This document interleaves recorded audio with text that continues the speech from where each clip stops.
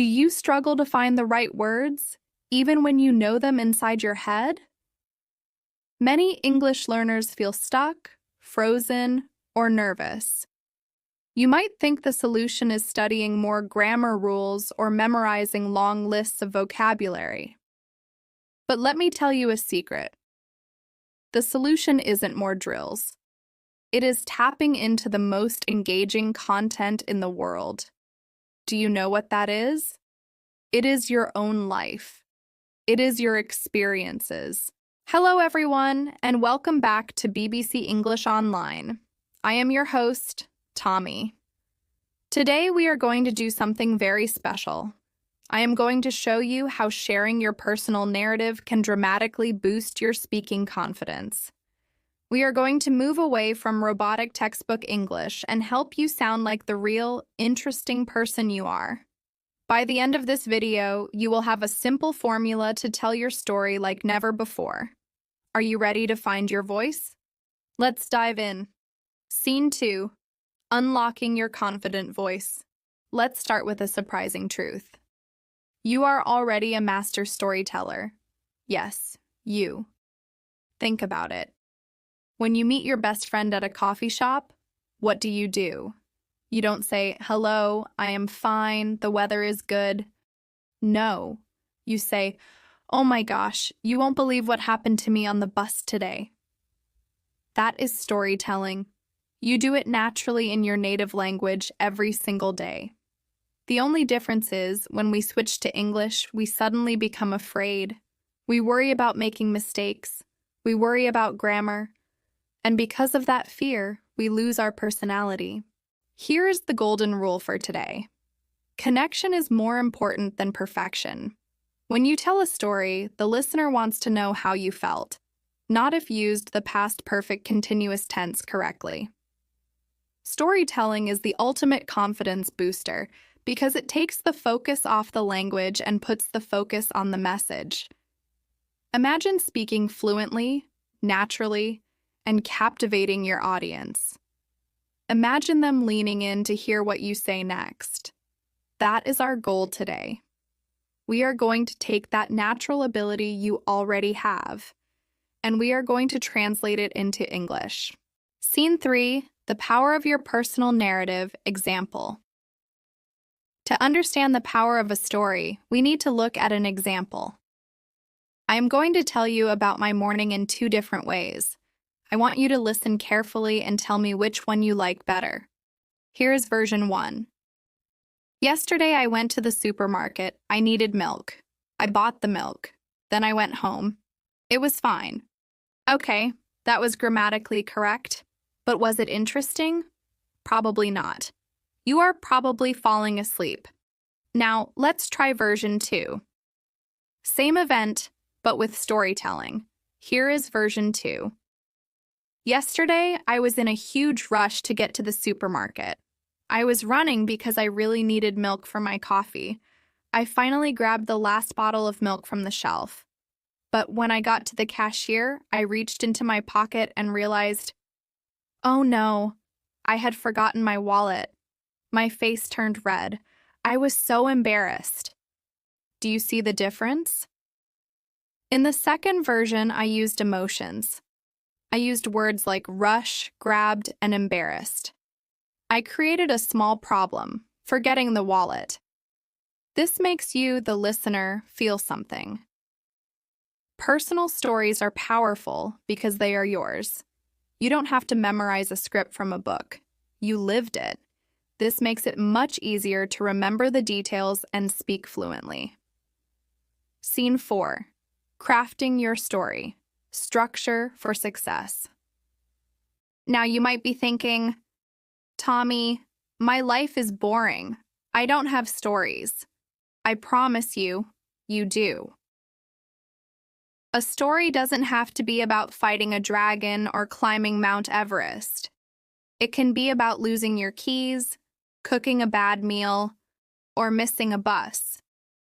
The secret is the structure. We call this the story arc. It has 3 simple parts: the beginning, the middle, and the end. Let's break them down so you can build your own.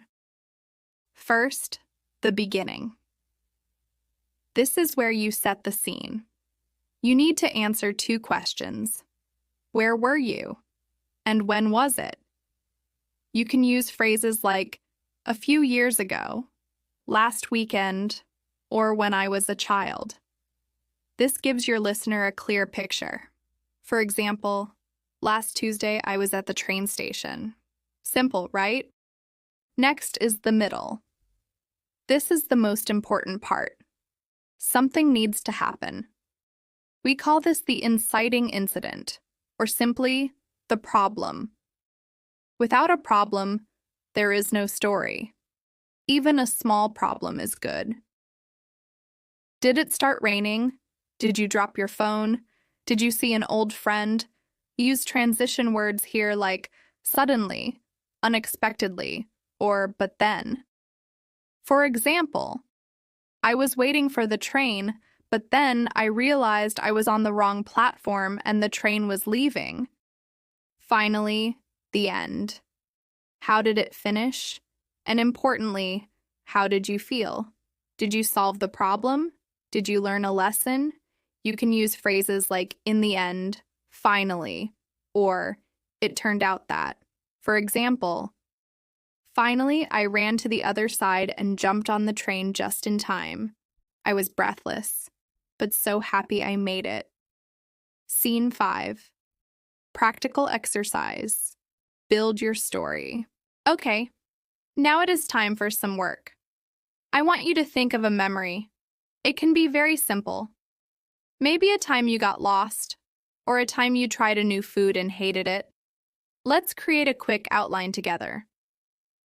Step 1. Who, where, and when. Maybe it was last summer at the beach with your family. Step 2.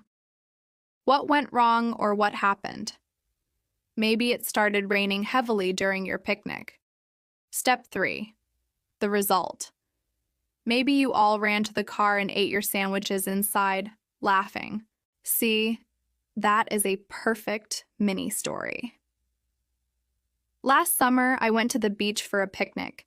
Suddenly, it started raining heavily. We all got wet. In the end, we ate our lunch in the car.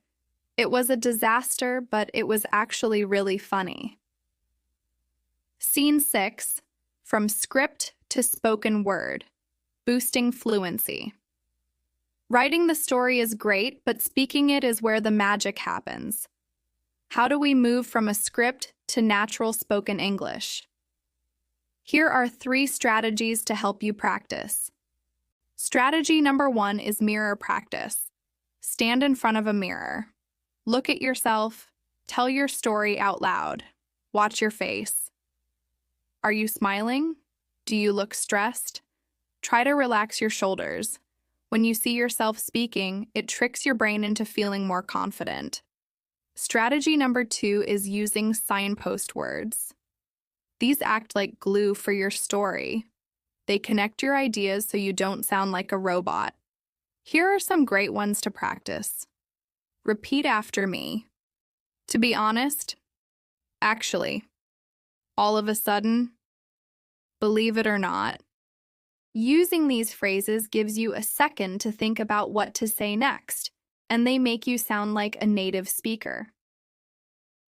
Strategy number 3 is the power of the pause. Many learners try to speak very fast because they think speed equals fluency. That is not true. Native speakers pause all the time. Pause for effect.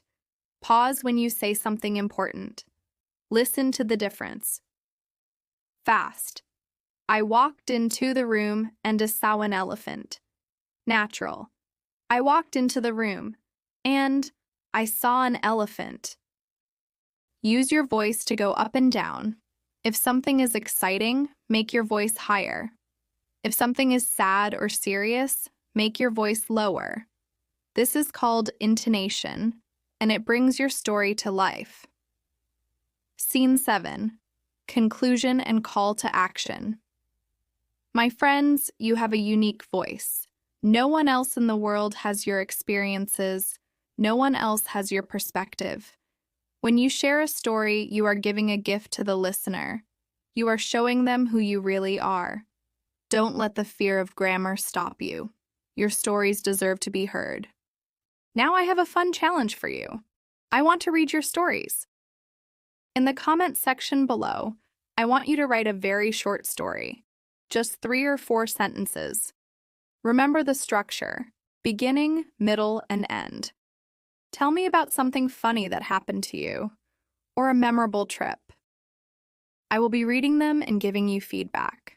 If you found this video helpful, please give it a thumbs up and subscribe to BBC English Online. It really helps our channel grow and helps us create more lessons for you. Remember, every expert was once a beginner. Keep practicing, keep sharing, and keep speaking with confidence. I'm Tommy, and I'll see you in the next video. Bye for now.